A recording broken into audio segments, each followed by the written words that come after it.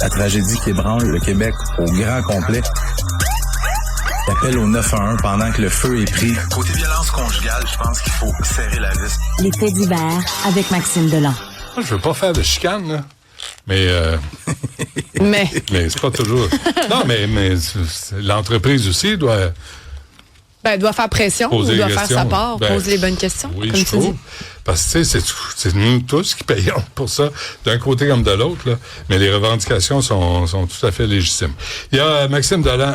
D'après moi, je connais rien. Je dis ça, je dis rien, là. Fiez-vous pas à moi, sacrément. Mais là, si vous êtes rendu à vous fier à moi. Le phénomène. Oui, merci. Maxime Delan est avec nous, sex symbole. Bonjour. Salut Benoît. Ta casquette est à l'envers en passant. Je veux juste t'avertir. Ça va rester comme ça. Ah oui. Arrêtez de m'achaler. Bon, depuis quand tu portes une casquette à l'envers? T'as quoi? T'as 48 ans, là? 48? Moi, j'ai début 40. T'as 42. Hey, j'aurais dit... Je vais laisser planer le mystère. Non. Isabelle Perron, numéro 2. Je le sais à quel âge Isabelle Perron est passée dans le système. Je le dirai pas. C'est vrai? J'ai passé dans le système. Non, j'écrirai pas. Non, j'embarque pas. J'embarque pas là-dedans. Elle me fait confiance et il y a des gens qui me font confiance et ça reste comme ça. Hey, non, arrête là. Les casquettes à l'envers, ça va rester de même. Laissez-moi tranquille. Je vais te parler de ça. Ça, là. Ouais. Tout le monde se souvient de l'attaque au sabre dans le Vieux-Québec. Puis je veux faire ça rapidement. Le soir d'Halloween. Le soir d'Halloween en 2022 dans le Vieux-Québec. Je veux faire ça rapidement, mais je pense que c'est important d'en parler parce que il y a des familles là-dedans. Il y a des victimes, il y a des proches qui doivent encore être replongés dans des moments éprouvants, dans des moments traumatisants. Ouais. Je te le disais, le soir de l'Halloween en 2022, il y a un gars qui prend un sabre et qui part littéralement à la chasse aux êtres humains. Il court après des gens, il choisit du monde au hasard, on voit des images à l'écran, il s'acharne sur certains, il frappe du monde au hasard à coups de sabre, c'est extrêmement violent. Il fait 2 morts, François Duchesne, Suzanne Clermont, il blesse 5 autres personnes qui conservent encore aujourd'hui des cicatrices de l'attaque. Carl Giroir est arrêté dans la foulée des événements, il est condamné sur toute la ligne lors de son procès. Mais là, la défense aurait aimé qu'on rende un verdict de non-responsabilité criminelle. La défense fait appel du verdict. Pourquoi? Essentiellement parce que Carl Giroir, quand il a été arrêté, il est amené en salle d'interrogatoire, les policiers lui parlent, ça dure 5h30.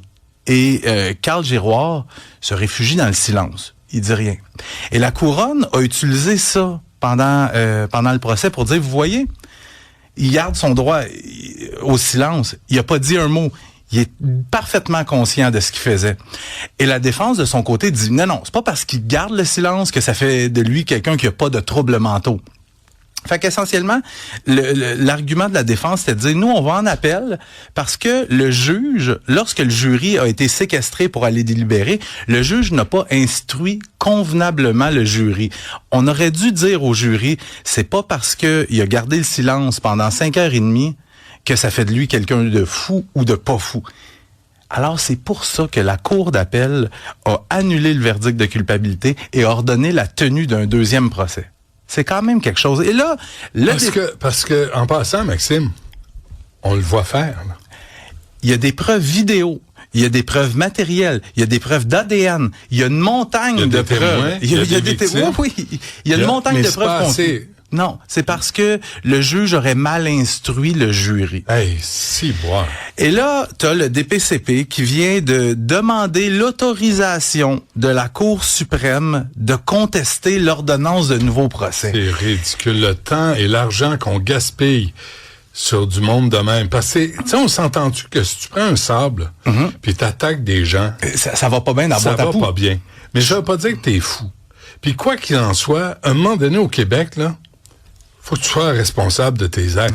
Ouais. Là, le criminellement responsable, là, ça suffit. T'as eu le procès, t'as eu le jury qui l'a déclaré coupable sur toute la ligne, puis j'ai l'impression, en tout cas, selon ma perception, c'est une technicalité qui fait en sorte que on reprend tout à zéro. Et les familles des victimes, ben vous allez avoir à revivre ça. Ouais. Hein? Pour un gars c'est ça. Qui attaque des gens. J'aimerais ça, à un moment donné, que les victimes, les familles des victimes soient prises en considération. Ouais. Qui a le droit de parole, hein? Fait que là, ça va être à la Cour suprême de trancher dans ce dossier-là. J'ai bien hâte de voir. Fait que tout le monde est à la merci. Là, t'as des juges qui sont assis là puis qui ont dit ouais, peut-être, hein, ouais, on va regarder la jurisprudence que ça dit.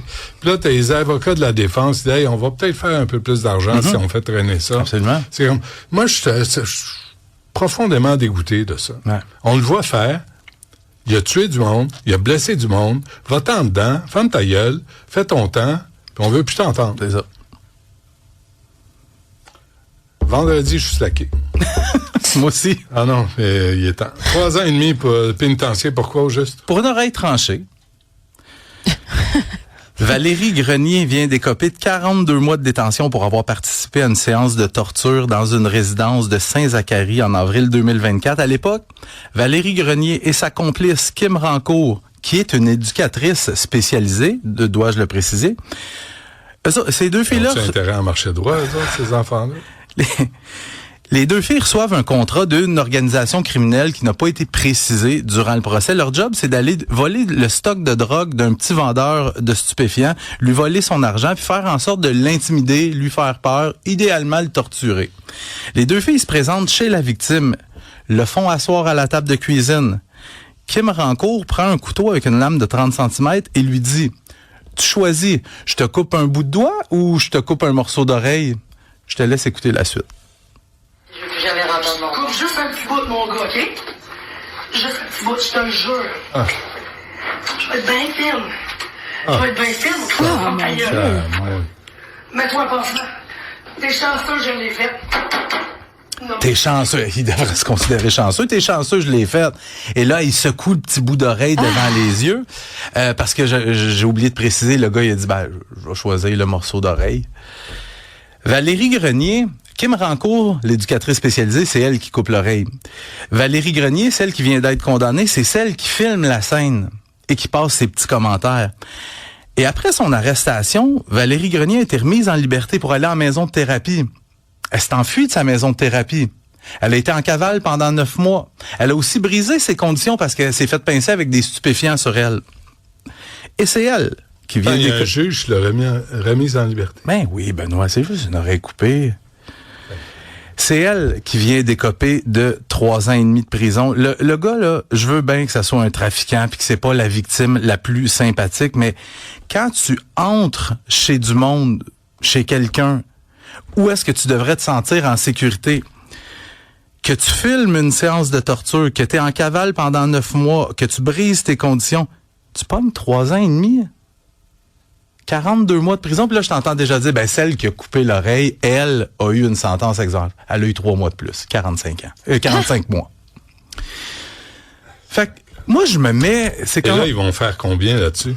Le calcul. Le maximum, 2 tiers. Maximum, à moins qu'ils fassent une émeute en prison, là, mais maximum 2 tiers vont être libérés d'office. Pour aller séjourner un petit peu en maison de transition.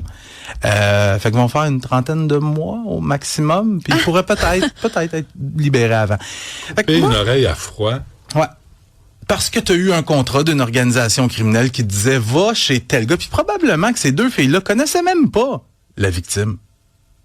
On va te couper un doigt ou une oreille choisie. Puis ça, on voit ça de plus en plus au Québec, avec l'apparition du North Savage Gang, du Blood Family Mafia, puis toutes sortes de petites cellules criminelles indépendantes. On est là-dedans, là, dans la torture. Puis il faut filmer. Ça, c'est important de filmer. Ça, c'est important pour avoir des preuves, pour envoyer ça à nos commanditaires, pour les diffuser, pour faire peur. Ça va bien. Bon, et la police menotte un étudiant poignardé à mort en Europe. C'est une vieille histoire, ça. Non. En fait, ça s'est passé en décembre, mais là, le jugement vient d'être rendu. Okay. C'est une histoire qui prend des proportions énormes au Royaume-Uni parce que c'est une histoire qui mêle police, religion, racisme. On est en décembre dernier, les policiers sont appelés dans le sud de l'Angleterre pour une altercation, un événement entre 2 personnes. Quand ils arrivent sur place, il y a un gars poignardé au sol. Le gars, il s'appelle Henry Novak. C'est un étudiant de 18 ans. Ouais. Il est pas mort, mais il est pas fort. Et tout près de lui, il y a Vikram Digwa, qui est avec des membres de sa famille. Et j'ai regardé la vidéo de l'intervention. J'en reviens pas, Benoît. à quel point les policiers n'ont pas l'air pressés de porter assistance à la victime qui est couchée au sol. Les policiers commencent à questionner Vikram Digwa, un jeune homme sikh. Il leur dit, écoutez, le gars m'a crié des insultes racistes, il m'a frappé. Regardez, j'ai une petite enflure ici au-dessus de l'œil. Moi, j'ai agi en légitime défense. J'ai sorti mon kirpan, qui est un couteau traditionnel que tu es obligé de porter sur toi. Et je me suis défendu. Je l'ai poignardé.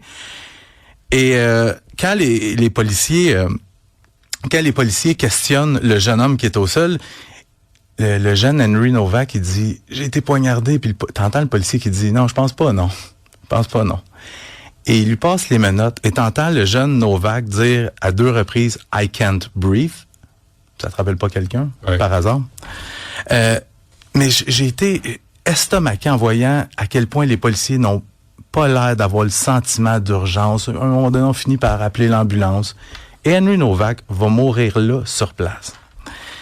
Et là, coup de théâtre, Vikram Digwa vient d'être condamné à la prison à vie pour le meurtre de Henry Novak. En cours, on a pu établir que Henry Novak n'a pas proféré d'insultes racistes et que c'est Digwa qui l'a attaqué avec son kirpan et qui l'a même poursuivi dans la rue pour continuer de le poignarder.